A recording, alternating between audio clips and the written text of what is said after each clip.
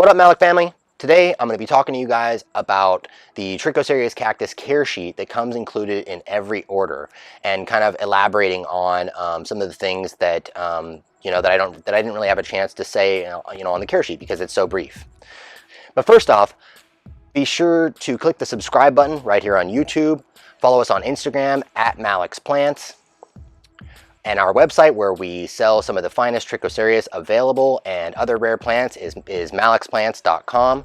We are also on Facebook at facebook.com/mallachtplants. Also, if you need to get a hold of us, our email address is mallachtplants@gmail.com.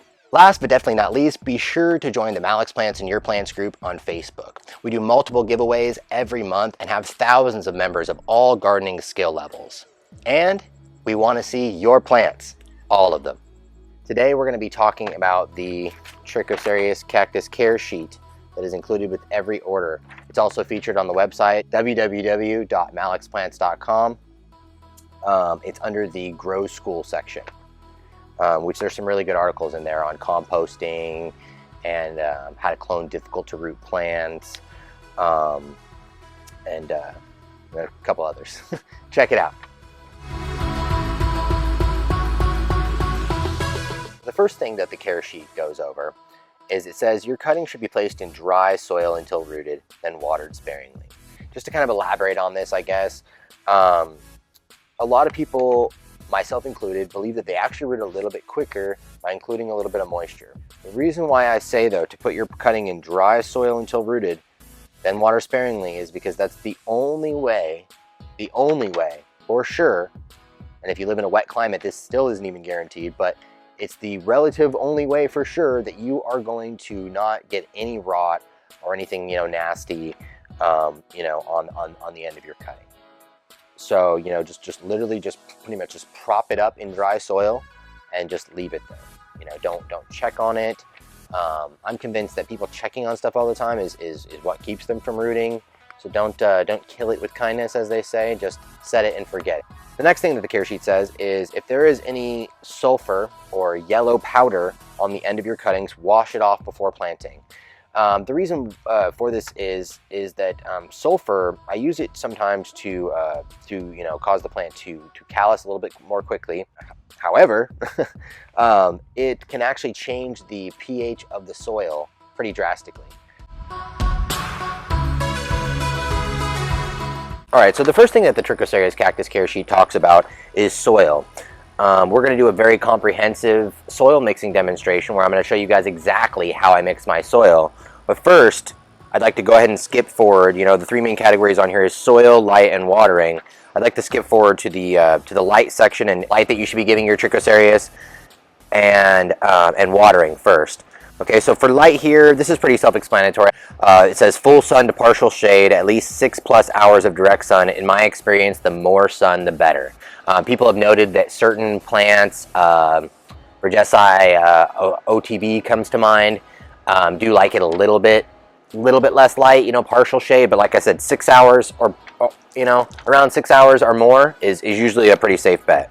That's where you're going to get the most optimal growth, and they're not going to grow etiolated or skinny and stretching for lack of light. For watering, I have written here, water when the soil goes dry approximately 2 to 3 inches below the soil surface. Use your finger to check. Every area has different conditions, and because of this, there are no set rules when it comes to watering. Sparingly rather than excessively is a good rule of thumb. I like to remind people that Trichocereus are not desert cacti and can be watered pretty often. The Andes Mountains in Peru rains for a short period almost every day, if not every day. As long as your mix is well draining enough, these cacti appreciate water.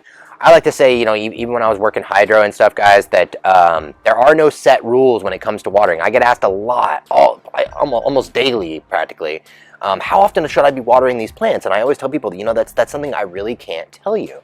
And it's because I don't know how much humidity you have, right? So I don't know how fast the moisture is naturally escaping your soil, right?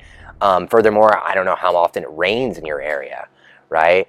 All of these are factors. The wind, right? The wind is carrying off moisture from your soil surface every time it blows by, right? Right now we have a pretty significant wind and everything is really dry, right? So there's just so many factors. Okay, so I would like to quickly demonstrate to you guys what I used to tell people when I worked hydro and stuff like that. I used to say this right here, not my hand, not my wrist, but my finger. In order to really know, you really got to dig your finger in there, okay? And I'm going to show you guys what I mean by that. So as you guys can see here, this soil surface looks very dry, right? Now I'm not completely certain, but I believe there should be still some moisture deep in. And so we might not have to water this plant, right? So I'd like to, show you guys what I mean by using your finger. Now, if you want to try not to disturb the roots, do it towards the edge of the pot or whatever, right? But you want to just dig your finger in like so, right? And to be really certain, kind of pull up a little bit of the soil. Oh, look at that. What do we got there? Looks wet to me, right? That's definitely wetter looking than this, some of this soil surface stuff, right? That's clearly like really dry, so the only way to really tell is by digging that finger in. Now, sometimes it might not be that noticeable. It might just look kind of, it might just feel kind of cool to the touch, okay? That coolness that you're feeling is, is the water, right? So, it might not even be, wet enough to actually stick to my finger, like it did there, right? But, if you feel coolness, chances are, your cactus really doesn't need to be watered. Next, we're gonna get to the mix. I'm gonna mix an entire trash can of soil, guys, and I totally get it. A lot of you out there don't want to mix an entire trash can of soil. You're like, what am I gonna do with a whole trash can full of soil? Okay, I go through a trash can of soil really quickly. So if you want to scale this down, it's really easy because I'm going to give you the volume measurements, and a couple things will be in the scale of like a 5-gallon bucket, like half a 5-gallon bucket, quarter 5-gallon bucket, things like that. So, with that stuff, I mean, even I'm just kind of eyeballing it a little bit, but as close as possible. As it says here, my latest mix is pretty simple. 1 full bag of Fox Farm Ocean Forest, which is 1.5 cubic feet. 1 full bag of EB Stone Cactus Mix, which is also 1.5 cubic feet. But today we'll be using Kellogg's Palm and Cactus, or Palm Cactus and Citrus. 2.5 gallons or half a Home Depot bucket of pumice, as well as 2.5 gallons of cocoa coir. The cocoa coir I'm using is a cocoa and perlite blend. And lastly, a couple handfuls of good quality compost. All right, so first, I wanted to kind of show you guys what I personally mean by a couple handfuls of good quality compost.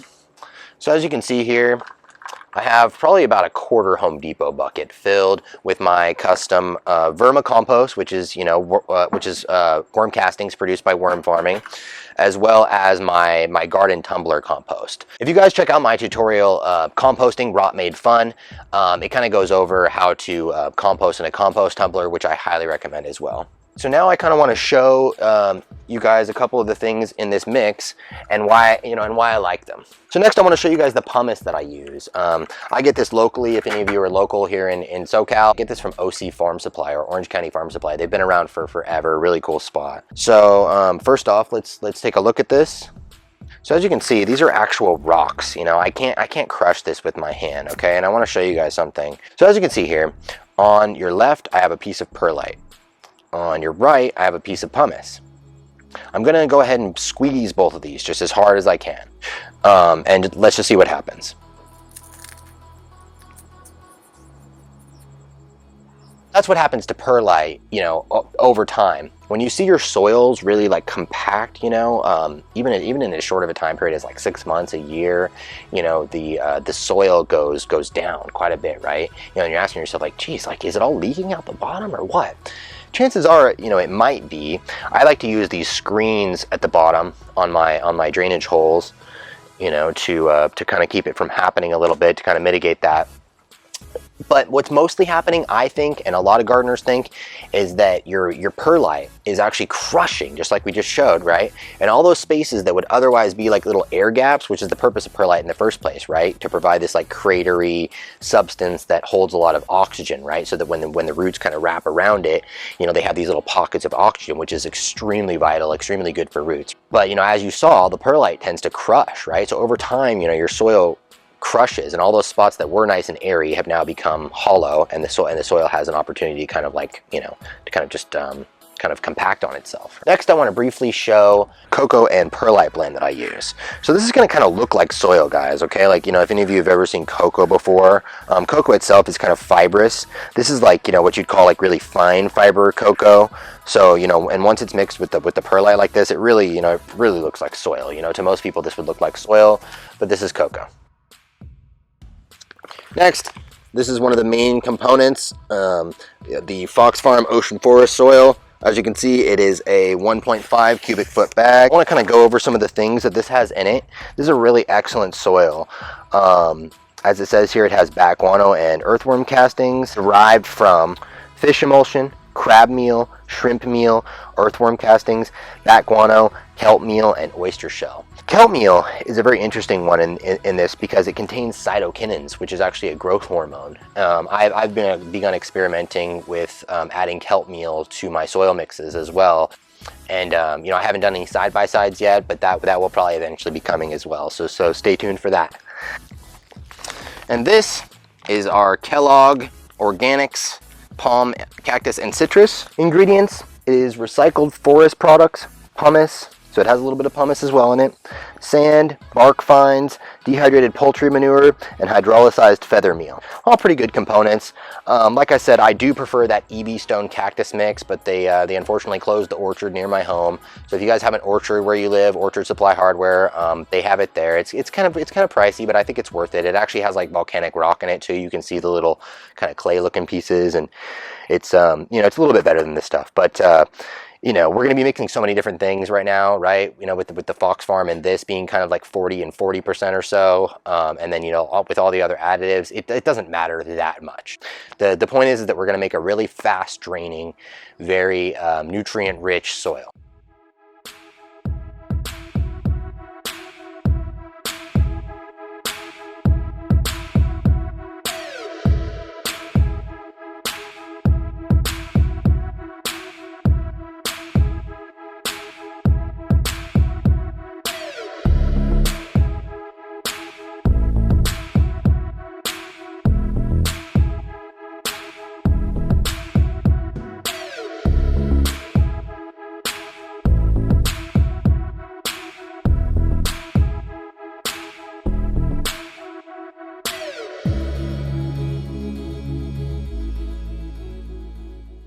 All right, so as you guys may have noticed, I try to kind of layer things in the beginning to make it easier to mix. That makes it, you know, so I only have to dump back and forth like twice instead of like 3 or 4 times, which is, you know, as you can see, it's pretty cumbersome. I'm lifting an entire trash can filled with soil here. So this is about, you know, 25-30 gallons worth of soil. See, guys, the kind of rule of thumb of a well-draining soil is that you should be able to squeeze it together like this, right, as hard as you can, right? And then go like this, and it should still fall apart, okay? You know, even with a little bit of, even if I were to moisten this, you know, even if I were to get this nice and wet, you would think it would still, you know, stay clumped together once it was wet, but no, it doesn't. It'll fall apart, okay? That's a good thing, you know, and it smells amazing. It's got my compost in it, so it has that earthy, rich soil smell. All right, guys, so just a couple final words to kind of summarize what I've been going over, okay? Give your trichocereus plenty of light.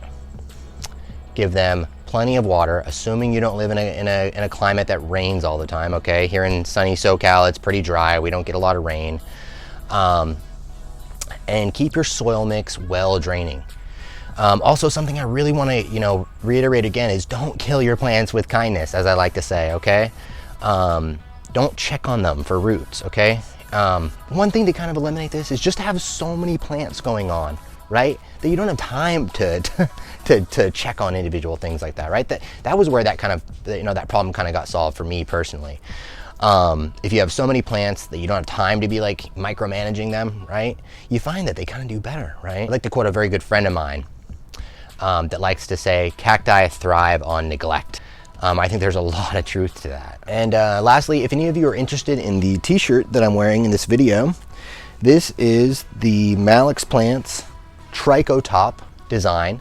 It's available on the website, either in the merch section or in the main cactus section. It is the Mallacht Plants Tricho Top design, and it is obviously in blue.